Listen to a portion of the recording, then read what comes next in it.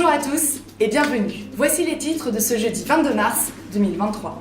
La Vendée. Où en sont les habitants suite au tremblement de terre qu'ils ont subi la semaine dernière?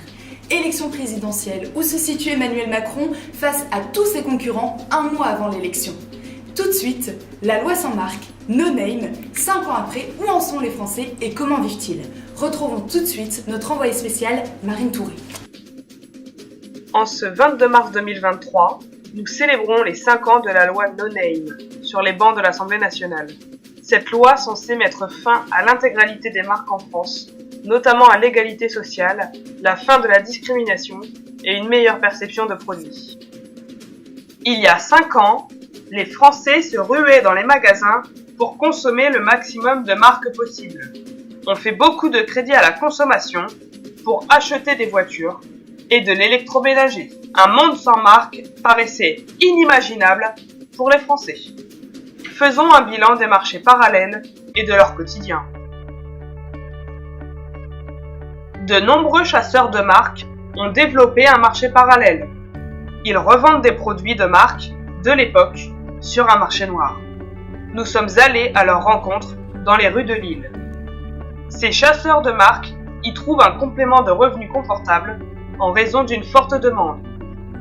Ici, cette jeune femme achète régulièrement des produits, comme ses chaussures réputées. Ce marché parallèle inestimable provoque de réelles pertes pour l'économie française. Excusez-moi madame, je vous ai vu acheter quelque chose là-bas, vous faisiez quoi?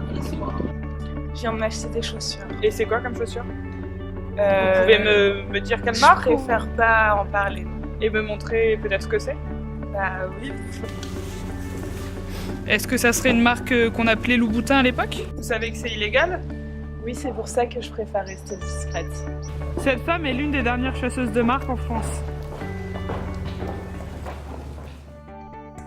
À la suite de cette loi il y a 5 ans, de nombreux Français ont quitté le pays. Ils ne se voyaient pas sans marque, travail, ni différenciation sociale.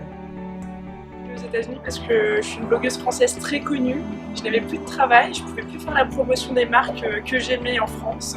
J'étais obligée de quitter mon chéri pour continuer le métier que j'aime et faire vivre mon American Dream à ma communauté. L'enjeu immédiat pour le gouvernement, envisager des dispositifs d'amélioration pour les Français. En effet, comme nous avons pu le constater, ils consomment toujours ces marques malgré leur interdiction.